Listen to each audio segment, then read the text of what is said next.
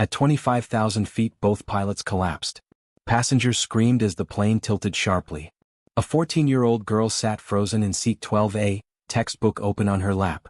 Nobody knew her father was a legendary fighter pilot. Nobody knew she had been flying simulators since age 6. People shouted, "Someone help us, we're going to die." She closed her eyes, hands shaking. Dad's voice echoed in her mind, "When everyone panics, you stay calm. That's what pilots do." She stood up, heart pounding. Her small hand reached for the cockpit door. "I know how to fly this plane," she whispered. The flight attendant stared in disbelief.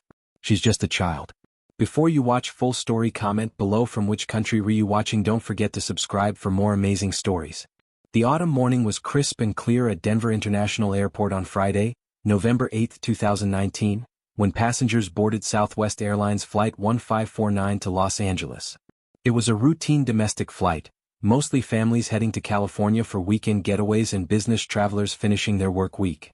Among the 138 passengers settling into the Boeing 737 was a young girl with long brown hair pulled into a ponytail, wearing jeans, a purple hoodie, and carrying a backpack covered in aerospace engineering stickers.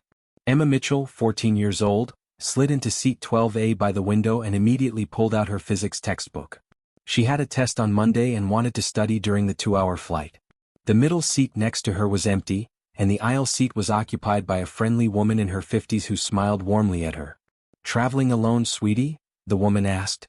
"Yes, ma'am," Emma replied politely. "Going to visit my mom in LA for the weekend." "That's nice. Your parents are divorced?"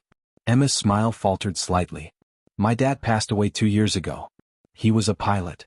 "Oh honey, I'm so sorry," the woman said, her voice filled with sympathy.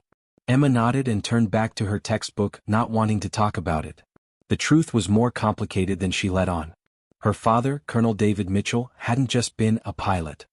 He had been one of the most decorated fighter pilots in U.S. Air Force history, a Top Gun instructor, and a test pilot who had flown aircraft most people would never even hear about. His call sign had been Maverick, and he had taught Emma everything about flying from the moment she could understand words. She remembered sitting on his lap at age 4 while he showed her flight simulator games. By age 6, she was running complex flight scenarios on professional-grade simulators he had at home. By age 10, she could recite emergency procedures for a dozen different aircraft types. By 12, she had logged over 300 hours in flight simulators, practicing everything from basic takeoffs to emergency landings with multiple system failures. Her father had made it a game, a special secret between them. "Emma," he would say, "flying isn't just about moving controls. It's about staying calm when everyone else panics.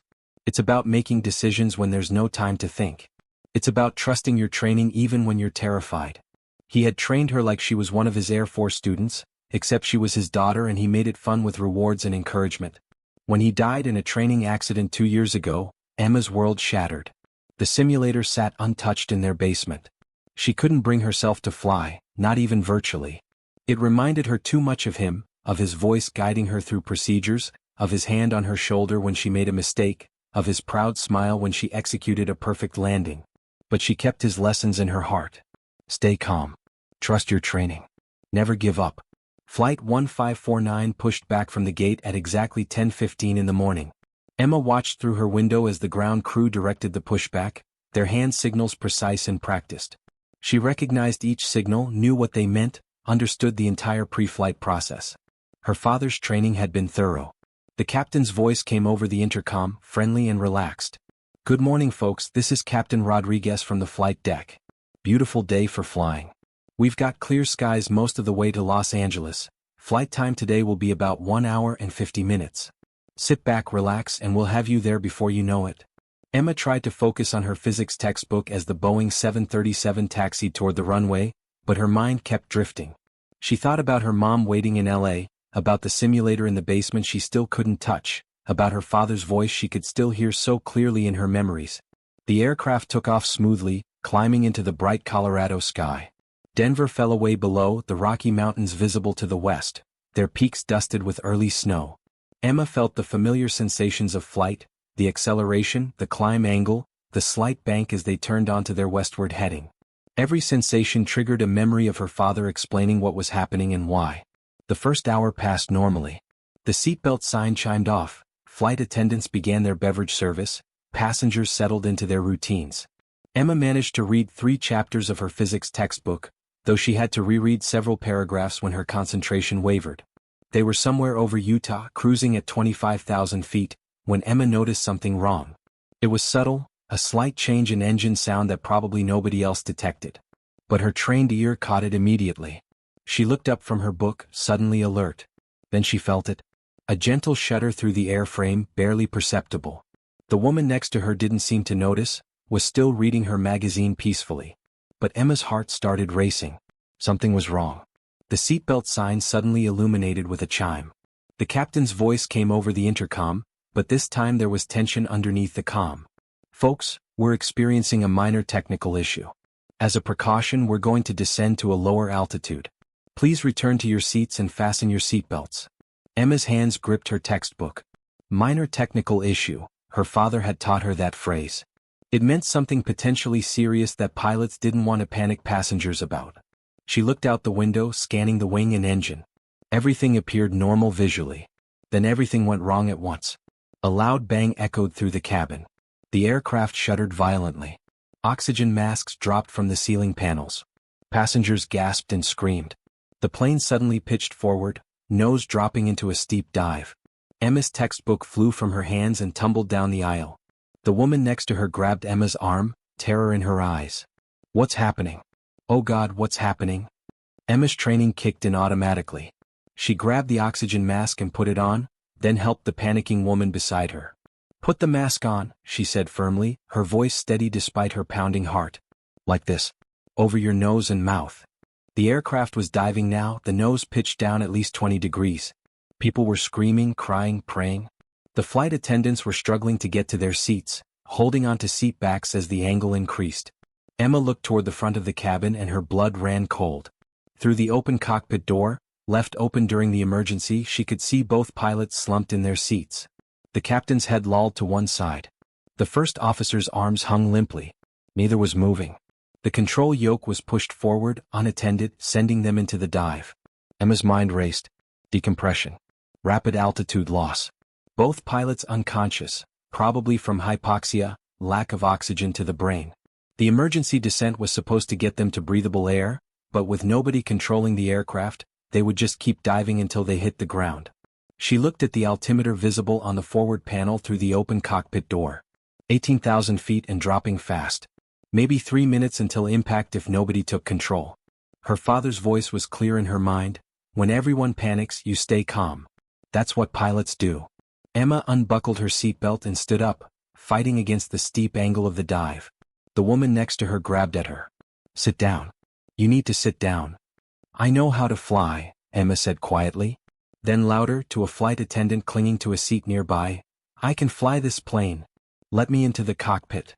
The flight attendant stared at her in disbelief and horror. "You're a child? Sit down." "My father was Colonel David Mitchell, Air Force test pilot." Emma shouted over the screaming. "He trained me. I have 300 hours in simulators. I know emergency procedures. If I don't take control right now, we all die." Something in Emma's voice, some quality of absolute conviction, made the flight attendant's eyes widen. She looked toward the cockpit, at the unconscious pilots, at the rapidly dropping altitude, then back at this 14-year-old girl. "Please," Emma said, and her voice cracked slightly. "Let me try. What do we have to lose?" The flight attendant made a split-second decision and nodded. Emma pushed past her and stumbled up the aisle toward the cockpit, using the seatbacks for support as the aircraft continued its dive. 15,000 feet. Passengers around her were in various stages of panic. Some praying, some crying, some sitting in shocked silence with their oxygen masks on. Emma reached the cockpit and her breath caught. Both pilots were completely unconscious, starved of oxygen before they could get their masks on properly. The oxygen system had failed, she could see the indicators showing zero flow to the cockpit. They had maybe passed out within seconds. She grabbed the captain's shoulder and shook him hard. No response. The first officer was the same, completely out. 12,000 feet and falling fast. Emma made her decision. She grabbed the captain under his arms and pulled with all her strength, dragging his unconscious body out of the left seat. He was heavy, much heavier than she expected, but adrenaline gave her power she didn't know she had. She managed to get him out of the seat and slumped against the cockpit wall. She climbed into the captain's seat, way too big for her, the pedals too far away, but she could make it work. Her hands went immediately to the control yoke, pulling back firmly but not too hard. Her father's voice, smooth inputs, Emma. Jerk the controls and you'll overstress the airframe. The Boeing 737 began to respond. The nose started to come up. 10,000 feet. The dive was slowing, but they were still descending way too fast. Emma's feet barely reached the rudder pedals. She adjusted the seat as far forward as it would go, her small frame finally able to reach the controls. She scanned the instruments with practiced eyes, information processing at lightning speed. Airspeed too high, they were exceeding maximum safe speed for this altitude. Engine instruments normal. Hydraulic pressure normal. But the oxygen system was completely failed, that's what had taken out the pilots. Emma reduced power on both engines, deployed speed brakes, anything to slow their descent and airspeed. The aircraft was responding to her inputs, the nose coming up more, the dive arresting. 8,000 feet. 7,000. She was gaining control. Her hands moved across the panel, adjusting throttles, trim, flight controls. Every movement was instinctive, burned into her muscle memory from countless hours in simulators with her father coaching her. That's it, Emma. Feel the aircraft. Listen to what it's telling you. You're part of the machine now. At 6,000 feet, Emma had the aircraft level. The dive was stopped. They were flying straight and steady. She took a shaky breath and keyed the radio with trembling hands. Mayday, mayday, mayday. This is Southwest 1549. Both pilots are unconscious. Oxygen system failure. I'm a passenger controlling the aircraft. Request immediate assistance. The response was immediate, confusion evident in the controller's voice. Southwest 1549, say again. Did you say passenger controlling aircraft? Affirmative. I'm 14 years old. My father was an Air Force pilot. He trained me. I have the aircraft stable at 6,000 feet, but I need help getting it on the ground. There was a long pause. Emma could imagine the chaos in the control center, controllers trying to process what they were hearing. A child flying a commercial airliner. A different voice came on, older, calmer. Southwest 1549, this is Denver Center Supervisor. What's your name? Emma Mitchell, sir. Okay, Emma, I'm John. You're doing great. First thing, are you okay? Can you breathe? Yes, sir, I have an oxygen mask. The pilots don't, their system failed before they could get masks on. Understood. Emma, I need you to listen carefully. We're going to get you on the ground safely. But I need to know, what's your experience? 300 hours in professional flight simulators, sir. My dad was Colonel David Mitchell. He was a test pilot. He taught me to fly before. Her voice caught. Before he died 2 years ago. Another pause. Emma could hear rapid conversation in the background, people checking, verifying. Then John's voice came back and it was filled with something new, hope. Emma, we just confirmed your father's identity. Colonel Mitchell was one of the best pilots in the Air Force. If he trained you, then you can do this. We're going to talk you through it step by step. Over the next 20 minutes, Emma flew the Boeing 737 with a combination of her own training and guidance from air traffic control. They had her run through checks of all systems, confirmed the oxygen failure was isolated to the cockpit, coordinated with Southwest Airlines to get technical support on the line. The pilots remained unconscious but stable. The flight attendants had gotten portable oxygen to them and they were breathing, but showed no signs of waking up. Emma was on her own. Emma, we're going to bring you into Denver International, John's voice said. It's the closest suitable airport and it's where you took off, so the runways will be familiar from what you saw. We're clearing all traffic, rolling emergency equipment. You're going to make a straight-in approach to runway 34 right. Copy, Emma said, her voice steadier now. She had flown hundreds of approaches in simulators, including this exact runway. Her father had made her practice Denver approaches specifically because they lived nearby. Requesting vectors to runway 34 right. The controllers guided her, giving her headings to fly, altitudes to maintain. Emma handled the controls with growing confidence. This was just like the simulator. Just like all those hours with her dad. She could do this. Southwest 1549, you're 15 miles from the runway. Begin descent to 4,000 feet. Reduce speed to 180 knots. Emma pushed the yoke forward slightly, reduced power, felt the aircraft begin to descend.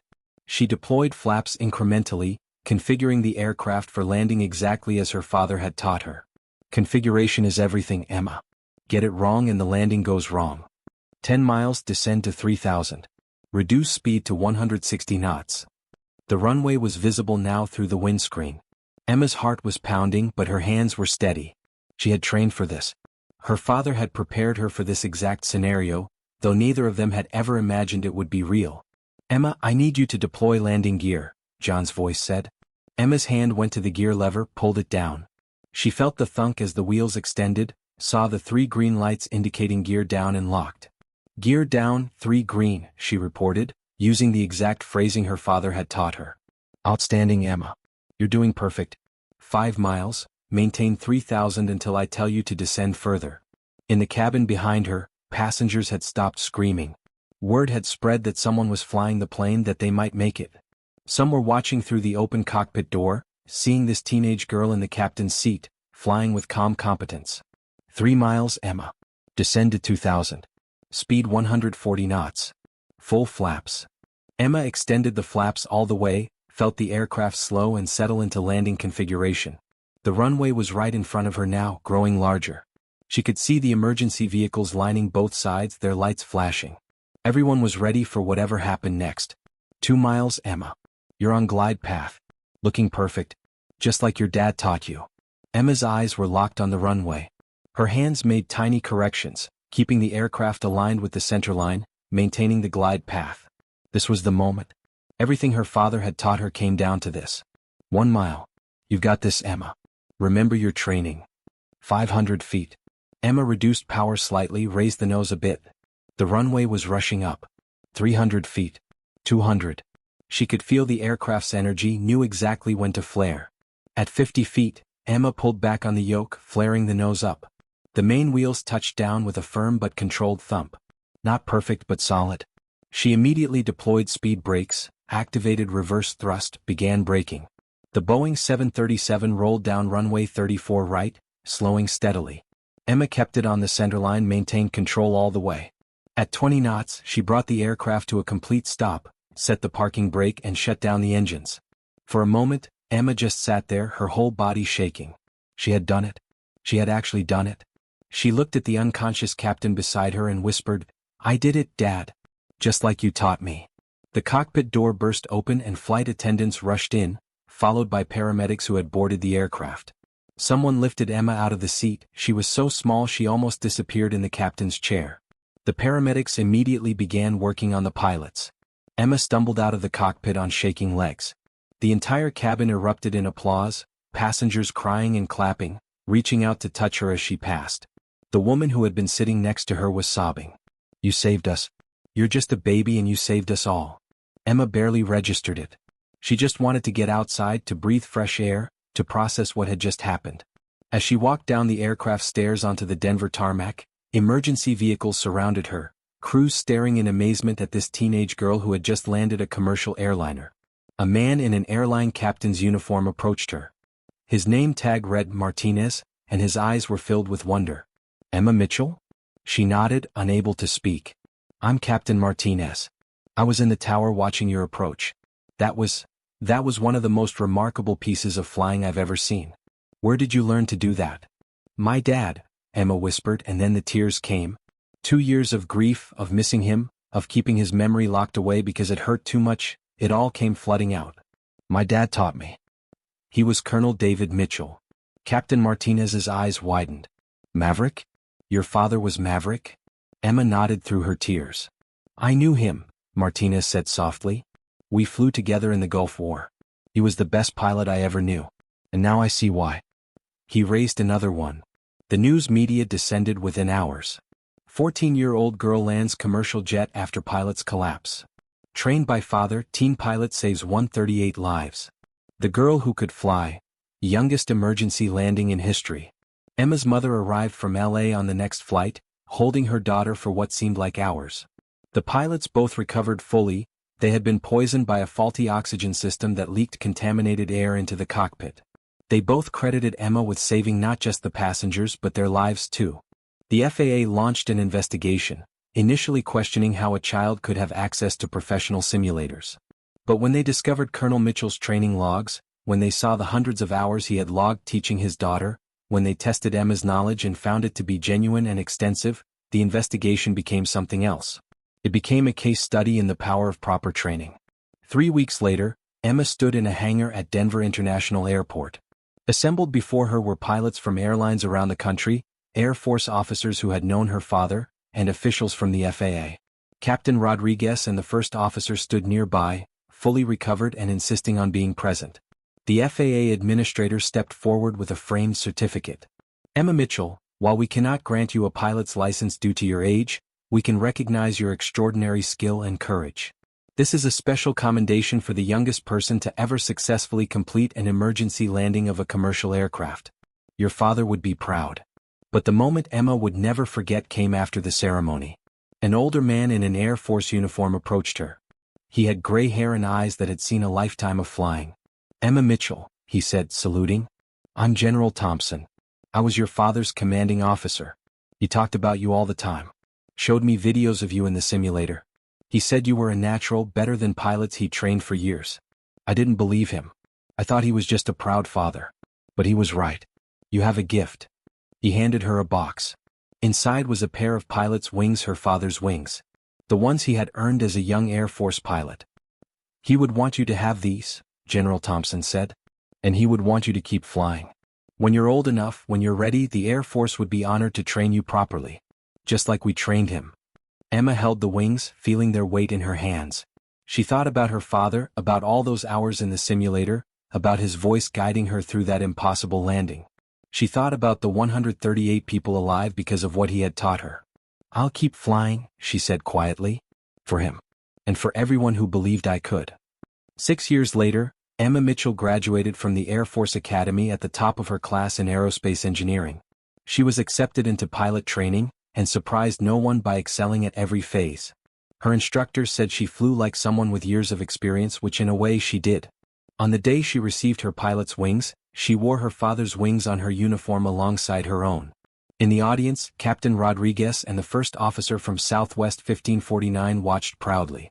The woman who had sat next to her on that fateful flight was there too, along with dozens of passengers whose lives she had saved.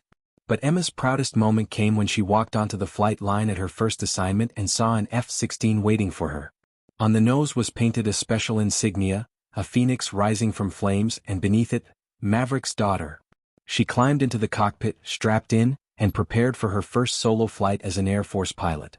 As she started the engine and heard it roar to life, she could almost hear her father's voice one more time. That's my girl Emma. Now let's see you fly. And she did. Higher than she ever had before.